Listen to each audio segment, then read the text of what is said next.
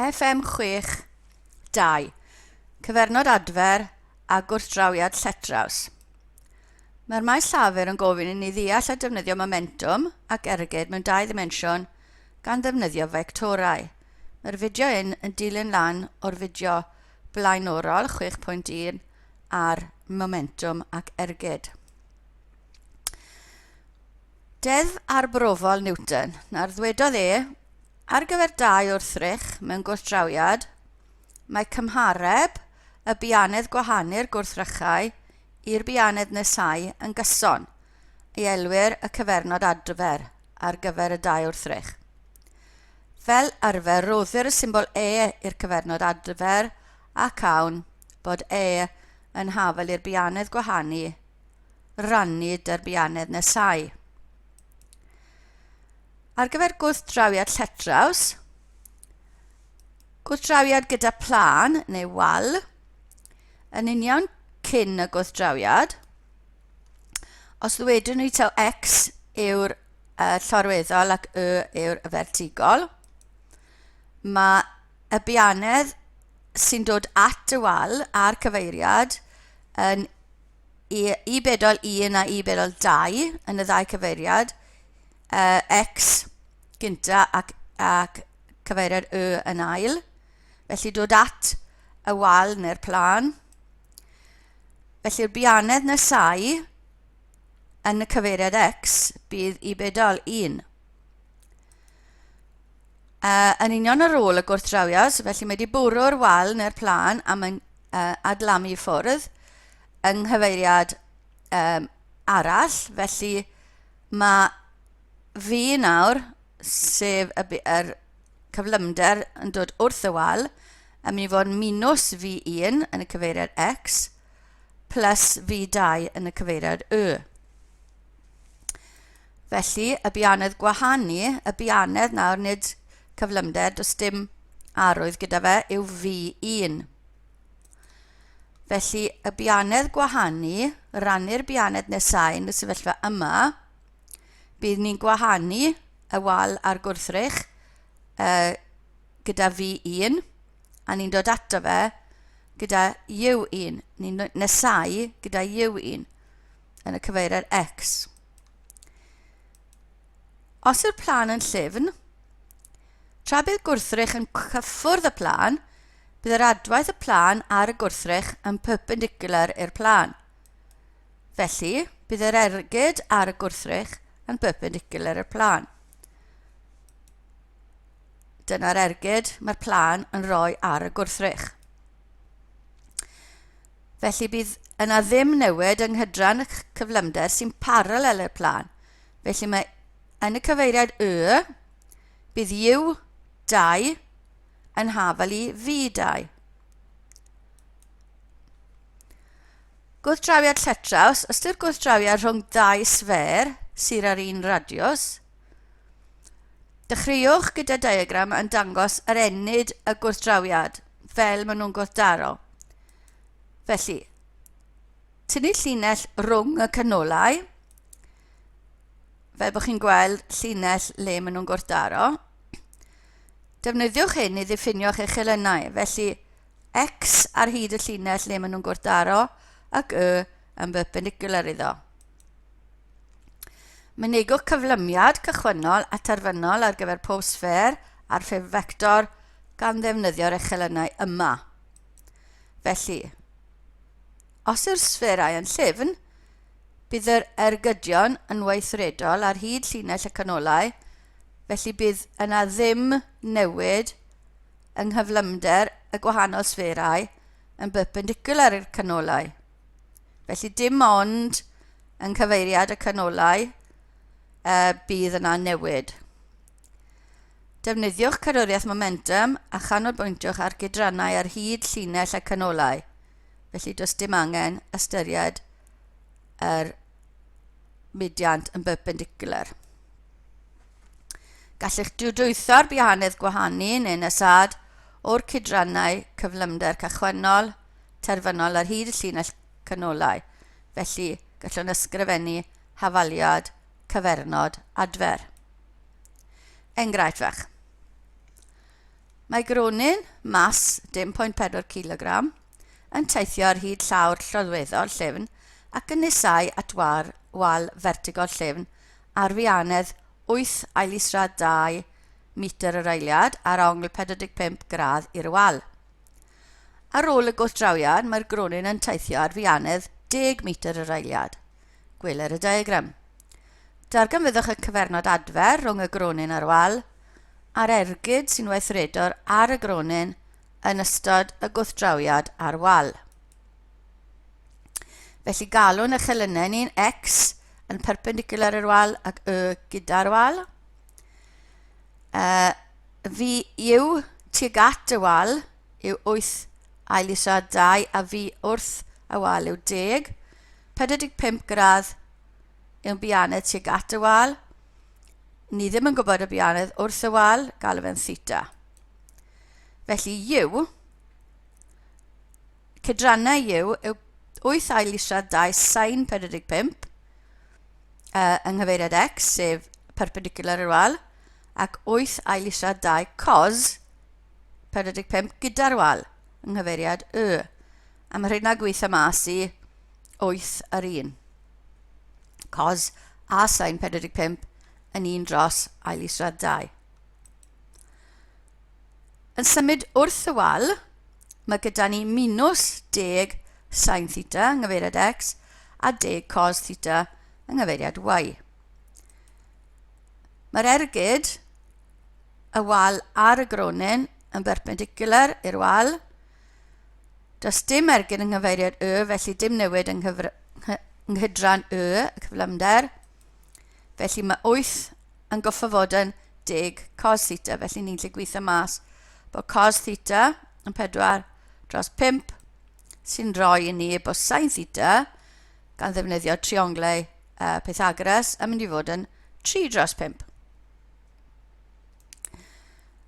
Felly mae fi, wedyn ni, minus 10 sin theta yn dod yn minus 6 yn y cyfeiriad x. So minus 6, 8 yw'n fi ni. Y bianedd gwahanu dros y bianedd nesau, e. Felly bydd gwahanu y cydran x yn unig, felly minus 6, ond ni moyn y bianedd, felly dim ond 6, yn erbyn 8 i ni nesau y cydran x, felly, ond dim ond y bianedd, felly does dim angen arwydd, felly 3/4 yw gwerth y cyfernod adfer. Rhan 2, ni angen dod o hyd i'r ergyd sy'n weithredol ar y gronyn yn ystod y gwrthdrawiad. Felly mae'r ergyd yn gweithio nôl yn erbyn perpendicular i'r wal. Yr ergyd yw newid o'n momentum, felly mae j yn gweithio yng nghyfeiriad minus x, so minus j, 0 gyda cyfeiriad y. Yr momentum ar ôl bydd y mas, lluosir cyflymder ar ôl, minus y momentum cyn, felly y mas lluosir cyflymder cyn. Gweithio hwnna mas, a ni'n cael minus 5.6 a 0 yn nghyfeiriad y. Felly mae j yn haflu 5.6 newton seconds ac mae'n perpendicular i'r wal. Cwestiwn arall. Mae gan ddau sfer unffurf llyfn a y b sydd yr radiasau hafal, fasau, mas 5 kg a 3 kg yn ôl eu trefn. Maent yn symud ar hyd arwyneb llorweddol ac yn gwrthdaro. Yn union cyn y gwrthdrawiad, mae A yn symud ar bianedd 15 metr yr eiliad ar ongl alpha i linell y canolau, lle mae cos alpha yn 0.8. Ac mae B yn symud ar hyd llinell y canolau gyda bianedd 10 metr yr eiliad fel dangosir yn y diagram. Lle mae B yn dod tuag at a maen nhw'n gwrthdaro yn y linell yna. Y cyfernod adfer yw 0.5 Darganfyddwch cyflymder pob sfer yn union ar ôl y gwrthdrawiad, yr ergyd a roddir gan y sfer A ar B, a'r egni cinetig sy'n cael ei golli, felly A gynta. Yn union cyn y gwrthdrawiad, dyna beth sydd gyda ni, a mae cos alpha yn 0.8. Felly bydd sin alpha yn 0.6. Defnyddio Pythagoras. Felly mae yr vector ar gyfer y cyflymder cyn y gwrthdrawiad yn 12 a 9. Ar gyfer B wedyn, mae'r bianedd agosau, neu'r cyflymder yn dod tuag at sfer A yn mynd i fod minus 10 yn y cyfeiriad X a 0 yn y cyfeiriad Y. Felly yn ystod y gwrthdrawiad, mae'r ergyd o A ar B yn mynd i fod yn hafal i'r ergyd o B i A yn gweithio ar hyd llinell y canolau. Tybiwn mae cyflymder A ar ôl y gwrthdrawiad yw P a Q, a cyflymder B yw R ag S. Wedwn ni bod cyfeiriad positif yn y ffordd mae yn arfer mynd ond ddeiff y negatif mewn yn yr ateb, gobeithio.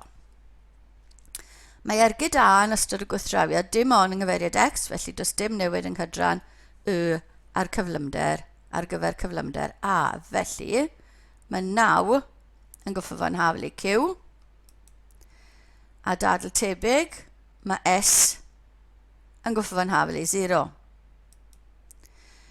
Felly, ar ôl y gwrthdrawiad, mae gyda ni ar gyfer A, P a 9, ar gyfer B, R a 0. Cadwriaeth momentum a dweud bod momentum cyn yn hafal i'r momentum ar ôl, gan bod cadwriaeth yn perthyn i'r cyfanswm gyda ni yn y fan yma. Felly'r momentum cyn yw 5 ar gyfer A, gyda 12 dros 9, plus 3 ar gyfer B, a minus 10, 0. Yn hafal i'r momentum ar ôl yw 5 a P dros 9 ar gyfer A R, 3 a R a 0 ar gyfer B. Felly y momentum cyn yn hafal i'r momentum ar ôl. Felly ar ochr ar y chelyn X mae gyda ni 60 minus 30 yn rhoi 30 yn haflu 5 plus 3r. A mae deddf adfer Newton, mae rhes gwylod yn mynd i roi bod yr ochr chwith yn haflu i'r ochr dde. Deddf adfer Newton yn golygu bod y bianedd gwahanu dros y bianedd nesau, so bod y bianedd gwahanu yn mynd i fod yn R minus P, achos maen nhw'n mynd wrth i gilydd, ni'n gobeithio. Felly R minus P, a'r bianedd nesau bydd 12, a wedyn mae 10 yn dod ato fe, felly plus 10. A 0.5 oedd y cyfernod adfer. Felly maen nhw'n gwahanu, ni'n tynnu'r bianeddau, a ni'n rhannu gyda y bianedd nesau, achos maen nhw'n dod at ei gilydd, ni'n adio'r ddau fianedd.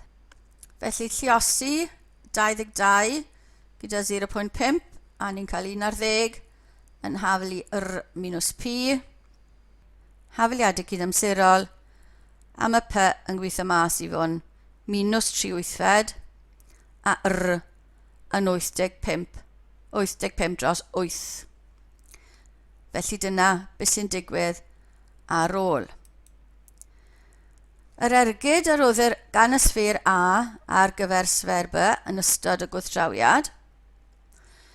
Felly mae'r ergyd yn mynd yn y cyfeiriad X yn unig. Felly'r ergyd ar B yw newid yn momentum B yn unig. So ni'n ystyried dim ond B.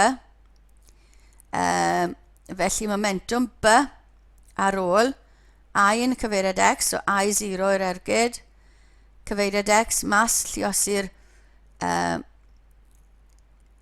momentum ar ôl yw 85 dros 0 minus y momentum ar b cynt yw minus 3 lluosi minus 10 0. Felly gweithio hwnna mas, a ni'n cael bod I yn 495 dros 8 Newton seconds. Felly 61 tua 61.9 Newton eiliadau yw'r ergyd mae B A yn rhoi ar B. Ni'n ystyried B yn unig. Yr egni cinetig sy'n cael ei golli. Felly ni angen yr egni cinetig ar gyfer y ddau. Egni cychwynnol ar gyfer A yw hanner 5 lluosi 15 disgwyrio. B hanner 3 lluosi 10 disgwyrio. Am hwnna'n rhoi i ni 712.5 joule. Y biannau terfynol yw ar gyfer A, mae minus 3 dros 8 wedi sgwyrio plus 9 disgwyrio yn rhoi y maint yna i ni. Felly mae'r egni terfynol yn hanner 5 lluosir 5,193 dros 64. Gan bod ni'n sgwyrio fe, plus hanner 3 a 85 dros 8 disgwyrio ar gyfer B. Felly oedd angen yr cyflymder cyflawn ar gyfer yr egni ar gyfer A. Felly, mae hwnna i gyd yn dod yn 372.2 joule, felly ni'n colli, tynnu'r ddau wrth ei gilydd, ni'n colli 340.3 joule. A dyna ddiwedd y fideo adolygu ar gyfer cyfernod adfer a gwrthdrawiad lletraws.